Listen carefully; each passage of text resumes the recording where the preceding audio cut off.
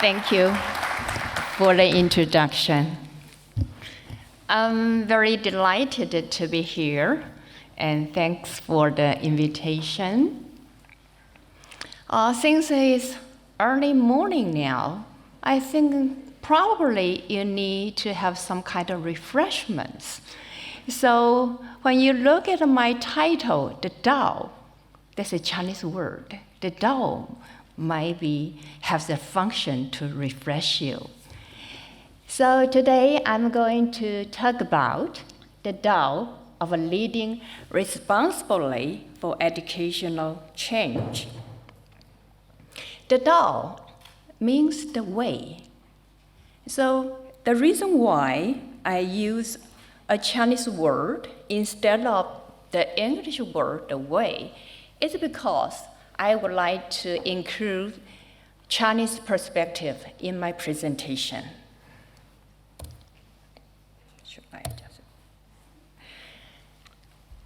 Our current society now is in an era of acceleration, entering into Industry 4.0.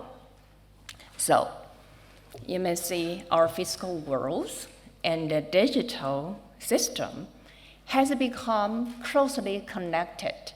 So people, machine, and a system may exchange information. There is a well-known book written by an American writer. The title is Thank You for Being Late. In the book, Thomas Friedman proposed there are three forces, which are 3M: Moore's Law, the global market, and Mother Nature. These three large forces are accelerating all at once. So we are in a rapidly changing world. In order to face the future, we need to foster the students' new competencies.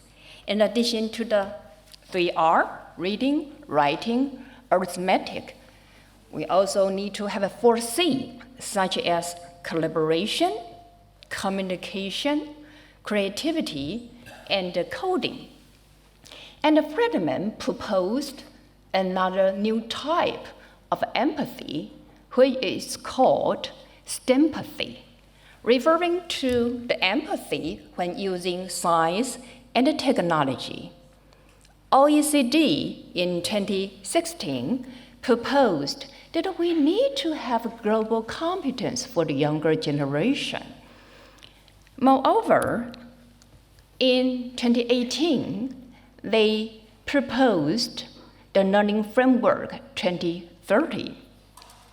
They identified three categories of transformative competencies, which are to create new values, to reconcile tensions and dilemmas, and to take responsibilities. And those are significant competences for the younger generation to have to face the future. But when we want to prepare the students for the future, we need to transform the pedagogy, moving toward social constructivism. That's a kind of a learner-centered pedagogy. So the teachers play the roles as facilitators rather than knowledge transmitters. They provoke the students by inquiry. They provoke students' higher order thinking and deep learning. Students do not just learn by themselves. They learn in the communities. So teachers facilitate students learn how to learn, besides facilitate them, collaborate together, and have democratic participation, facilitate the students to join together in search for the common good of the human beings. To transform our paradigm of teaching and learning, we need to have some kind of school changes. So I'm going to talk about the Tao of a leading school for change. I'm going to use Badiou's perspective to analyze how school change may occur, and to use Chinese perspective regarding shi. That's a Chinese word that I'm going to illustrate later to you. I'm going to use shi to illuminate how to lead schools for change.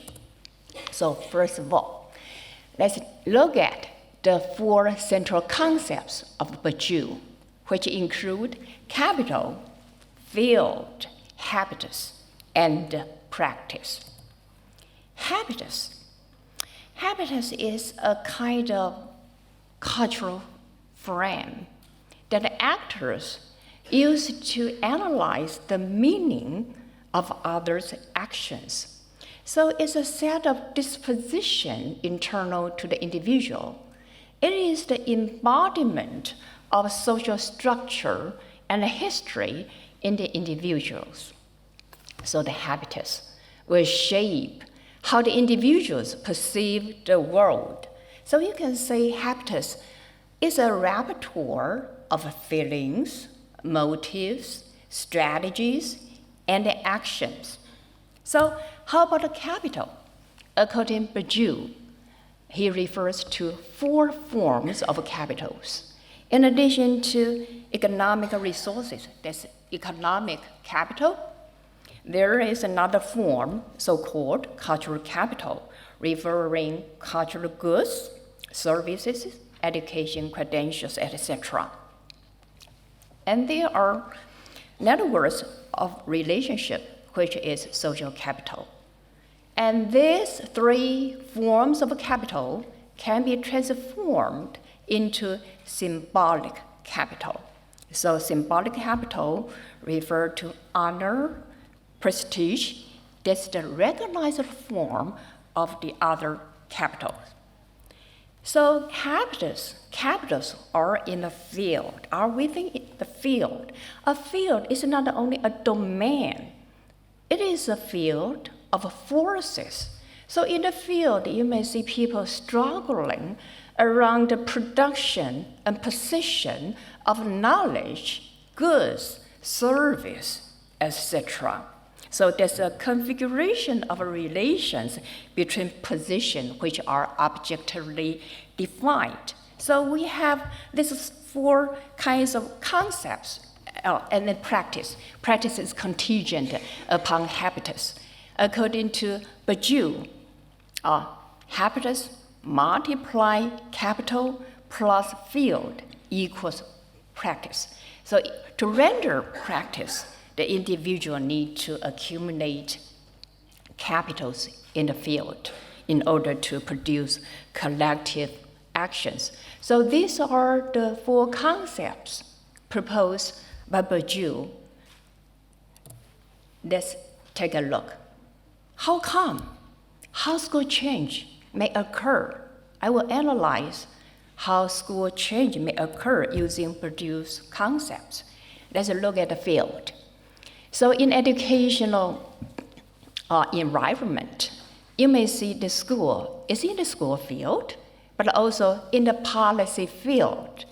There are other kinds of field, such as community field, academic field, or media field. Those fields also have impact on schools. And there's a larger field, so-called social cultural field. Using Taiwan as an example, we are in a Confucian heritage cultural context. There is a Chinese old saying, all pursuits are of low values. Only studying the books, only education is of high value. In our policy context, since the mid-1990s, there is a trend of decentralizations. So the notions of school-based management and the teacher empowerment have been embodied. Shared governance for school management is common. So we set up different kinds of committees to invite teachers to get involved in the school decision-making process. And we have a new curriculum guidelines of the 12-year basic education, which were just published. This is a competency-oriented curriculum. The curriculum intends to prepare the students for future engagement in the society. For these few years, the government have promoted the learner-centered pedagogy. So this is the policy field that we are now in. However, the policy does not mandate the actions in schools. So you may see some schools have changed, but some schools have not changed. Let me use 4 school examples to show you. There are school A and B. They are in different SES communities. And those teachers in the 2 schools are devoted to change. However, they are not the 2 schools. They have fewer capitals, and the teachers just resist to change. Let me give you more detailed information. Let me tell you the school stories. School A, that's an elementary school. Parents are of high SES, and they care about the school education. They support the school leaders to try out something new. And they have a really positive school tradition. Teachers are used to work together, and they all devoted to facilitating student learning. So based on this good school tradition, the principal is passionate for education. He can perform leadership for learning very well. He introduced external resources. He encouraged the teachers to open the classroom. He encouraged the teachers to observe its classroom's teaching and discuss the teaching practice and design the curriculum together. Even he furthermore integrated different policies. You know, in Taiwan, we have lots of policy interventions in the school. So some schools just feel exhausted to cope with different kinds of policy interventions. But in school A, with the core value of improving teaching, the principal just integrate different kinds of policies so that teachers will not feel much burden to do so many things. And in school B, well, that's a junior high school. Parents are of low SES. Since parents are busy in making a living, so sometimes the teachers need to take part of family caring responsibilities. But the parents respect whatever the teachers do to help their children to improve their learning, because the students have low academic performance in the school. In Taiwan, we have a threat of a declining birth rate. So the teachers in the school B are willing to work harder to improve their teaching quality, to attract students to coming to the school, to increase their enrollment. And the principal has a really ambition to move the school forward. He utilized the approach called learning community to transform the school. So he worked with the teachers. He discussed teaching with the school, with the teachers, and designed a curriculum with the teachers. So perform leadership for learning well. But in school C, this elementary school, low SES, but the parents respect school policy. However, they are senior teachers. They have a tension with the principal. They have the conflicts with the principals, so they usually resist the changes promoted by the principal. It renders lots of tension between the teachers and the school administrators. Although the principal has the passion to lead the school for change, but she failed to fill in the social network of teachers, so only a few teachers have invested in learning community approach. Let's see the last school, School D. That's a junior high school. There's a really high economic status community. So parents have high expectation toward students' academic performance. Sometimes they just interfere the direction of school development. They urge the school to take the achievement-oriented route. In order to meet the parents' expectation, so teachers rather keep their traditional teaching method to keep the students having good academic performance. And the principal chooses the safer way to go. He prefers to maintain the school's reputation as an elite school. He would like to attract more students to assist the students to go to good high school. So the principal just reluctant to take any risk to change. So let's make an overall analysis using Bourdieu's concept to analyze these 4 schools. So school A and B, they are positive cases. The habitus, really positive. Teachers are devoted to facilitating student learning, and they think that professional development is a part of their daily life. And they are key actors in the school field, the 2 principals. The 2 principals with enough cultural and social capital, so they exert leadership for learning successfully. Every school field has its logic, has its rule of the game, has the principle of legitimation. So you may see in these 2 schools, learner-centered pedagogy is recognized. So the rule in the school field is aligned with the rules in the policy by the government and in the community. No conflicts. But for the negative cases, school C and D, well, the habitus is negative. Teachers just want to remain the status quo. In school C, just as I mentioned, senior teachers have a confrontation with the principal. And in school D, the majority of teachers resist to change. So you see there are unequal distribution of capital among the players.